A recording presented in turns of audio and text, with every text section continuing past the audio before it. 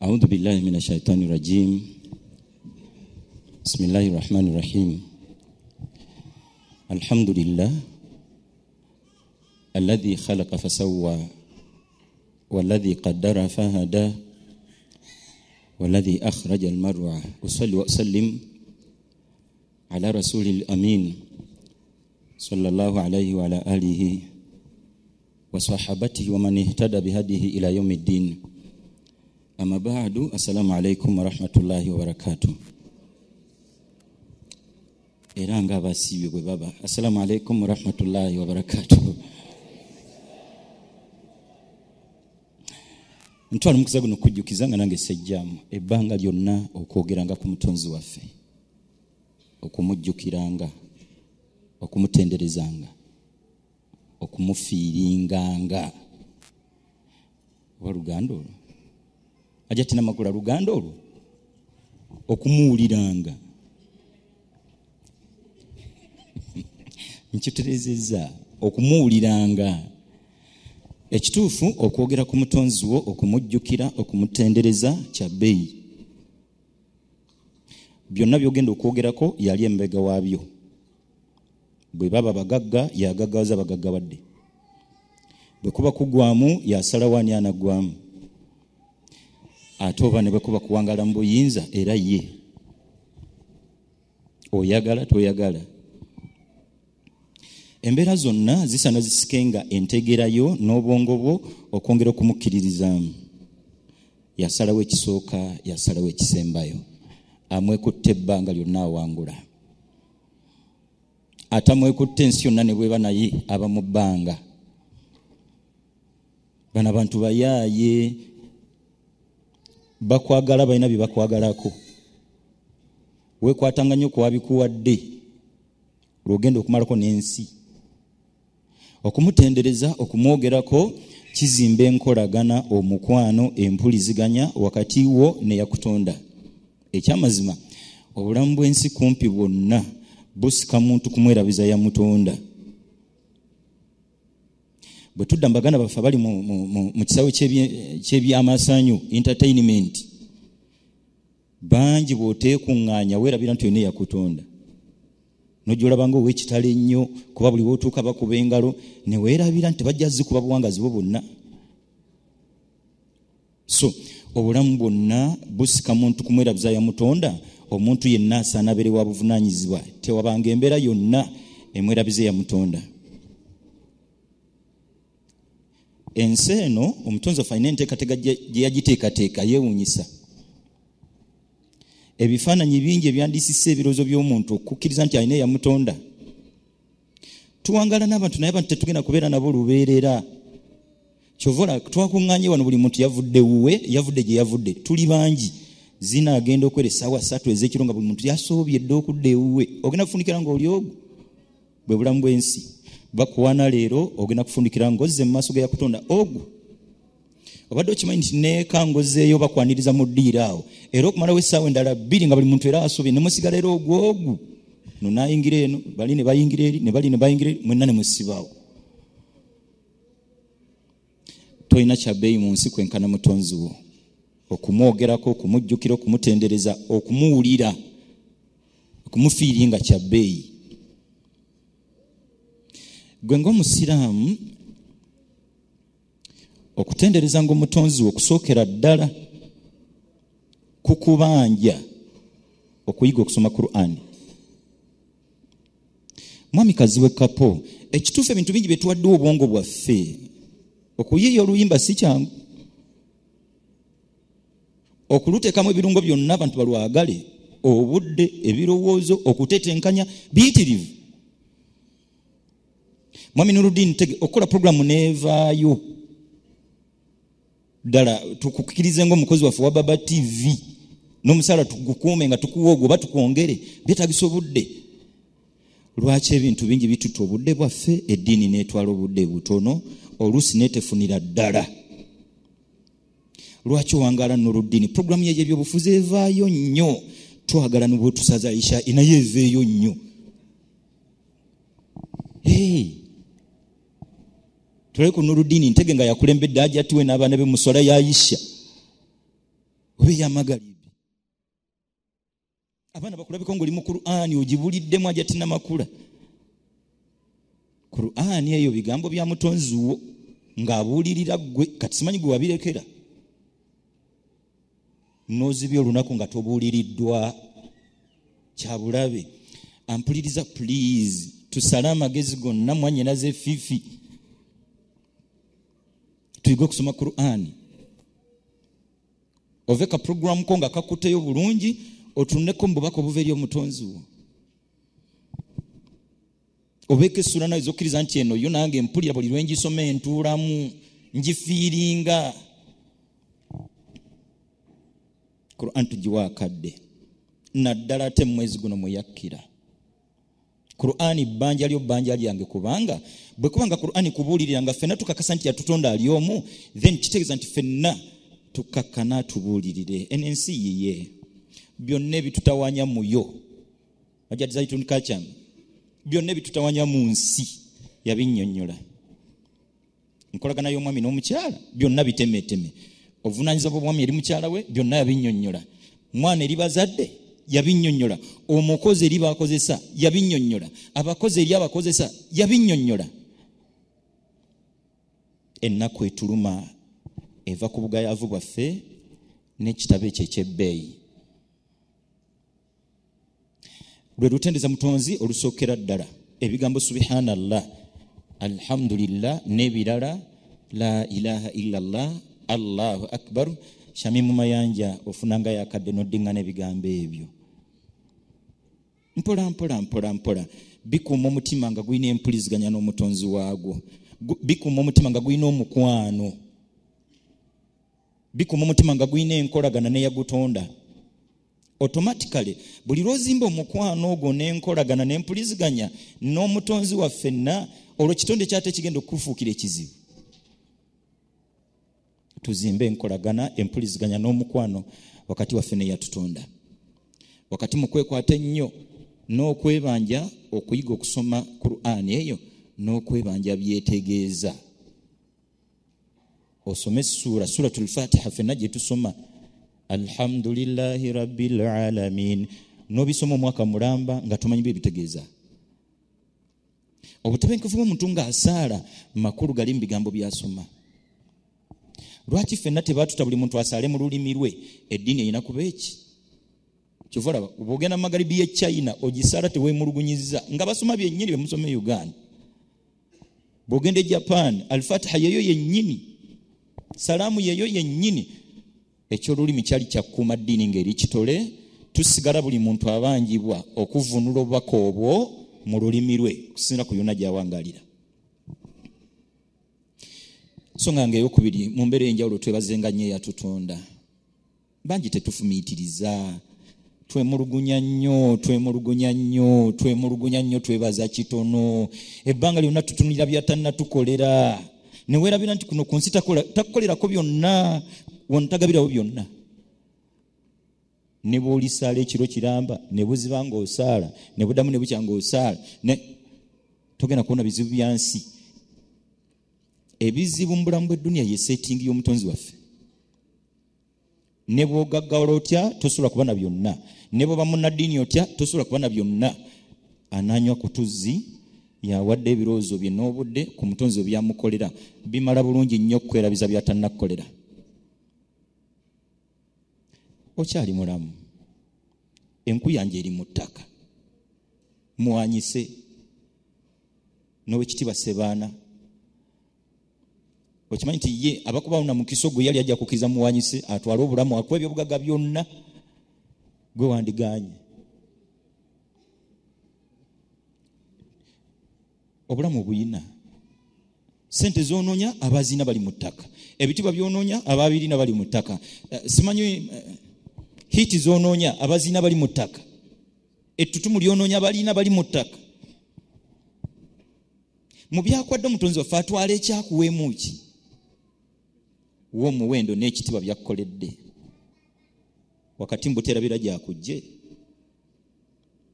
Obulamu obuyina n'ojjoba n'obulamu omuteeku super first class. Ku lwokusatu nabaddeko eruzira. ne muganda nge Faridi Mpaji. Allah tusaasidde tetulinayo waluganda musibe. Wallahi otuuka eruzira nokkiriza nti Allah alina obuyinza. Abasibidde mu upper prison abasiibye bali 725 tebasibulukangako n'abaana baabwe bakyala baabwe. Daaku bo basigala ku programu y'emmere bagikwera mu budde bwabwe. Akawunga ko kajja ku ssaawa 4 kati sonako konoosibulukukirako gye kuno akaddaako. Allahu akbar. Omu kwe twanyumizaamu nabo yanga nti ze bansalira emyaka 9. Mubuza wakola ki? Nti nno nakola kino. Twalinga 8 ne batuga nti twabba akasimu ka mitwalo 2. Essimu ya mitwalo 2 ali ku myaka 9. Ekkomera mbyensaba otegeere okusookera ddala si buzibwa misango. Ekkomera mutonzi yasalawo nti kati gwe ligendemu. Ne bigeza kubanga byakuzza misango. Ekkomera weekanga bannabyabufuzi kumpi ebitundu 95 ku kikumbandi badde basibe. Mbazibe emisango basookera ddala bannabyabufuzi. Golooza abantu obutagala kuvaako bo tebakimanyi. Ngambye bantu mwenye temula bangu muvunula. Abantu obutagala kuvaako kanfire ku ntebe bakimanyi nti baziba miki. Ekkomera sikuzza misango. Okusookera ddala mutonzi waffe yasalawo. Yasazeho gobere bweru. Myaka giyiseewo nali nkyasoma mukulu wange bamuggalira yali mukyakazi yali mukubi wa Ndongote. Babakwata kiro 9. Bwe bamutuusa mu kkomera gwe gwali omulundi gwe gwasooka. Kati bukeera ku makya abasirikale babakeera mu kkomera batandikira ku ye yali ku mulyango. Ne bamuza wanyode ku kyayi. Nabakati yadde ekyeggulo. Bamuwewenyula emiggu. Bamuwa kyayi. Kumbe kyayi kibooko. Tonnanya ku kyayi ne bazireeta. Enkero olwaddamu omubuuza nti wanyodde kuyenga nti nanywedde. Ekindeseza mukulu wange oyo emyaka nga bwe nfaanana bw'ofaanana okuga nti galamira mbutuufu omuntu aba akusse ya Rabbi. Nkole ki? Galamira. Abo bennyini otuukeruza ne bakunyumiza ebintu n'osanyalala. Ssaawa 9 bakuba akadde programu eba yakugenda kwebaka. Abantu abakulu siriikirira webazenye yakutonda. Sigwe mugeze nnyo okukola omulimu gw'okola. Bw'ojjayo ebbaluwa zonna awo ozimanyi ne ze wafuna ku P7 era ozimanyi. Nze mba nzigamba. Ze wafuna ku P7 n'omulimu gw'okola byebimu. Tuleete senior 4 ku myenda yatwagala nnyo mutonzi waffe. Ate munangalo ono mulungi era mwenkanya. Bw'onoonoonya abaali abagezi abatukulemberanga simanyi na kumanya. Kati bw'onoonoonya ffe abaali awo.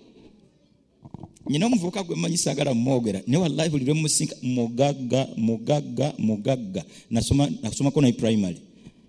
Allah yali yamugezesa n'obutabitegeera. La ilaha illallah. Nasomako nensomesa nako naye mu kusomesa kwange n'okusoma sinnafunayo yali tabitegera kwenkana muvubuka oyo. Ayina sente mmotoka zatambuliramu ziriko mannyage. Ffe abamukulemberanga yadderiko ennyukuta esooka ku linnya lange sigiina. Ate ekyamazima sikugwamu maanyi n'essuubi sinnalifuna.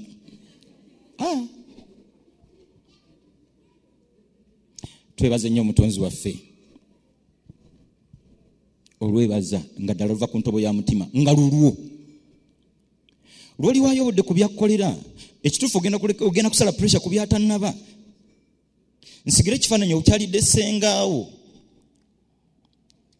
agikazibu kapo n'okyalira sengaawo n'ogula sukaali kiro 3 emigaati 2 miti gya sabbuuni 3 mcere kiro 3 nobisa mu kaveera n'olinya emmotoka kuba n'ovugayo paaka wasenga nakutikkula nakulaga okutuula n'atakunyega nakulamusa n'atandika okukwata mu kaveera nga bajjamu buli kirimu byonna ne biggwamu naga nti oba tuleetera bulubandi fe obadde otukoledde olunaku oyinza okufa essanyu era mutuga nti oba senga ategera bulungi kweziri nze kennyini ne bwe mba mbadde wakusula nsiibulira awo kwoyo kasasiro gwagera nga sengoloza sibabuuzizzaako singa aba mugezi nga buli kyajjamu akyogererako ebikapu Allahu akbar otedde ne kagaati fe bulijjo tulirako muwogo ku kyayi daba akanyama ngoga nti waleese ekifi kimu daba kasukaali mpa ne kafuba buli kyajja nga bwakigoberezaako ebigambo gwomuga kisenga si nnyo nageza abimalamu byonna nga buli kyajjamu akyogererako ebigambo ne biggwamu nayogera ku bulubandi wekubaka naye bamuleete ozinoya nga naye bamukole ki tusooke tusiime ffe twakebedde mu kaveerako ebintu omutonzi ffe byatukolera twafaananya oli eyasoose bwe byonna bw'obijjemu olabyemu bupangisa omuntu alabye n'obupangisa ng'okkuse omuntu alemye omutaba na fiizi nga weebase otule tujja nga tulina wakuluma ku balwadde ba kansa okabira fiizi akaba fiizi ayinza okuzuuka ku makyanga omwana we zaavuddeko kati ayiika ndusu ayinza okwebaza Allah nti alhamdulillah fiizi nziwonye twebaze nnyo omutonzi waffe ate ebyo ebya fiizi munkwate empola kuba mbaweerera naye wakati mu bulumi bannabisoma sinnalaba bwe bingasiza payala squared noonya wangasiza nakati solve for x nanoonya x nenjizuula n'omwana ng'anoonya x kati nazuula ki binnuma sereza zigenda mbiwojjolo life cycle of a butterfly nga kati ebiwojjolo mutima ne gukuluma omwana tasomye ebiwojjolo abalwo tebasenguse luwo migration oba basenguka oba tebagala babireke kyetagisa sendo abalwo okusenguka binnuma luwo migration munsasire nyine ensonga zange kuba nakola history wa West Africa nenkola Mansa Musa kati Mansa Musa nanga asule ruweri nabwe dala bulaka buku namba ya Mansa Musa yaki situkanga nayo sinisubira nagenda nayo sina na kyenjagala yo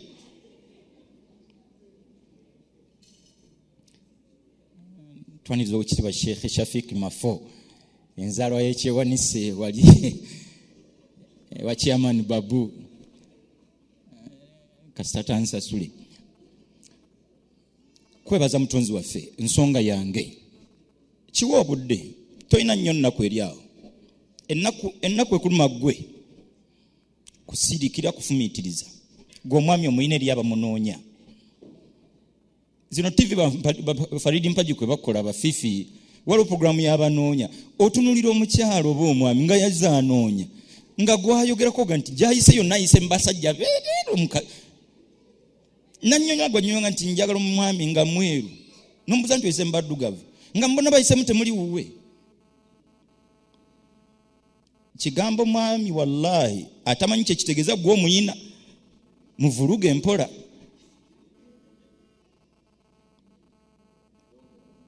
please kigambo mwami kya bbeeyi kya buseere naddala omwami obuvunaanyizibwa gasajja nga gayaayi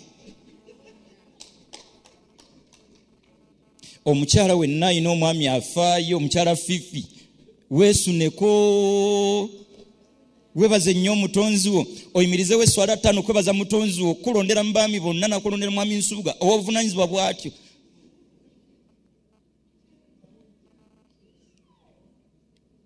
twebaza omutonzi waffe ensonga mpitirivu omufumbo gwe oba otuntugamba kibannaye banno gye gomanyi kyekitegeeza okwala obuliri ng'oli mukyala ng'ogenda buyingiramu bwomu nze sibwala sola kati bwaki sola bwala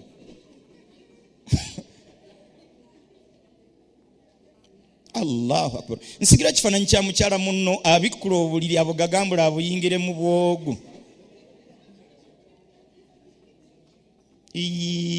Omubiri oluusi gumutawanyiza n'aloota biroote mukazi wattu. Keera ku makyanga ebirooto byamuyiseemu mukazi wattu. Gwe nookera nga programu yatambulidde mu practical yennyini. Tubyogerere mu mbeera ya kusaaga naye omutonzi waffe byatukolera bingi. Abaami abalina abakyala please tozannyisa kigambo mukyala amanyi mwami. Omukyala ategeera omwami tasangika bayaaye basente ziggwewo atambule.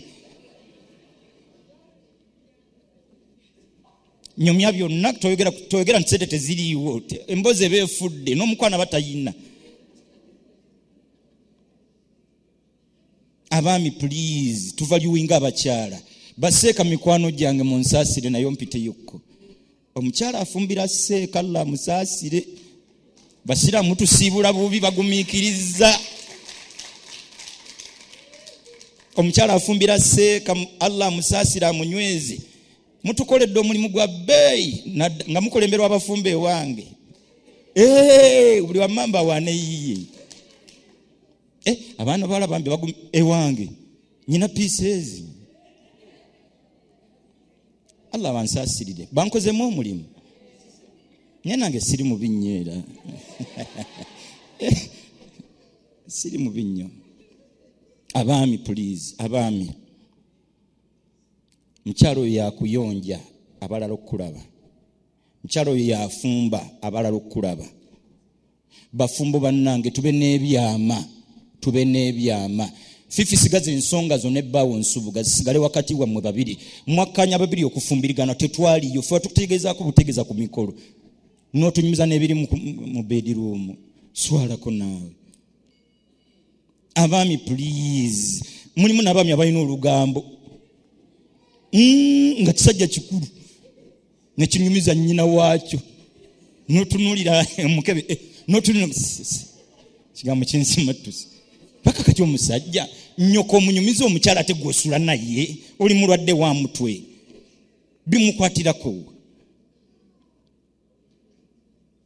Please. Mukyala wo abeere mukyala wo abeera alina ekyama kyo asooka ataasembayo. Banna abakyala mutukumira ebyama. Abaami mukume ebyama by'abakyala bammwe. Batwagadde nnyo ne batubulira byonna. Omuntu okukugirako olugoye olusooka paka ku lusembayo wallahi kyabbeeyi kiwa ekitiibwa. Ne bw'abanga akusobezza oddirizanga. Twezimbemu nno omutima ogwetonda. Nuruddin yadde oli munnamawulire mututumufu please. Maaso ga mukyala oba mukakkamu. Teyafumbirwa munnamawulire. Niwe yakufumbirirwa oba oli awali tonnatukate ku ddaala eryo. Abakyala saidi yaffe yabawalimu baatufumbirwa teryatumanyi. Bano abajja olwaleero kyeinoono tubeera naye ebbanga ddene. Alina piisi ngaaga kati ezimwagala. Kati. Zenkakasa obulungi nti tezaagala kyeyune zaagala linnya. Bayaaye.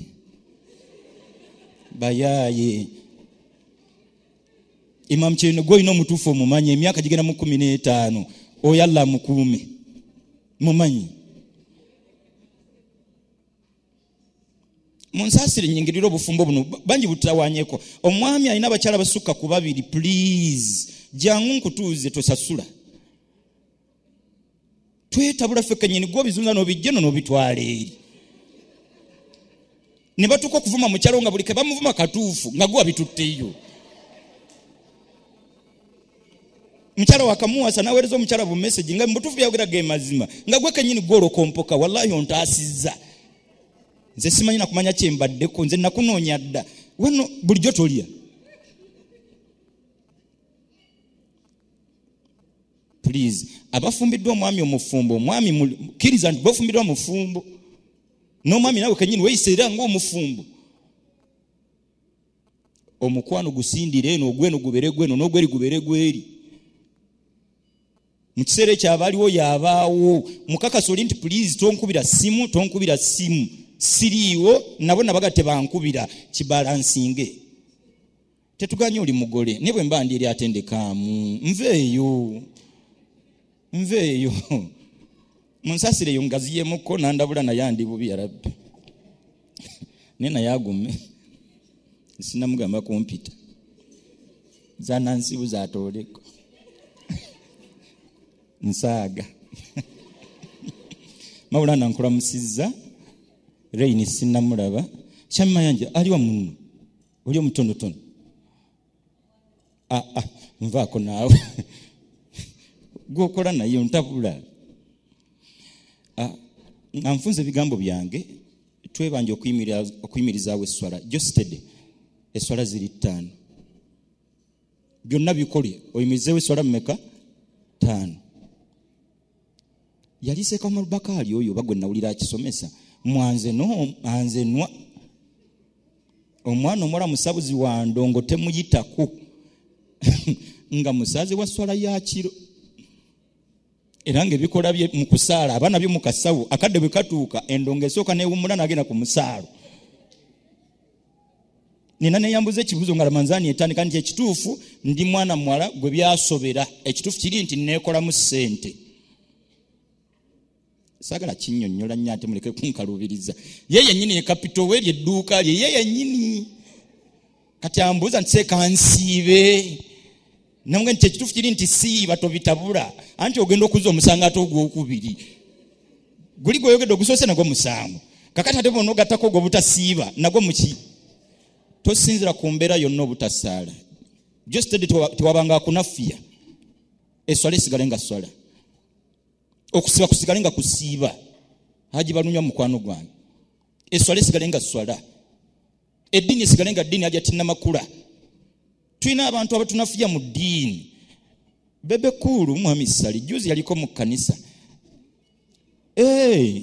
najja yogera ku linnya lyange ekituufu yakola nsobi okugenda mu kanisa yadde yabaŋŋamira nti nze lwakujja wano naye ndi musajja muki era salaamu aleikum ne baddamu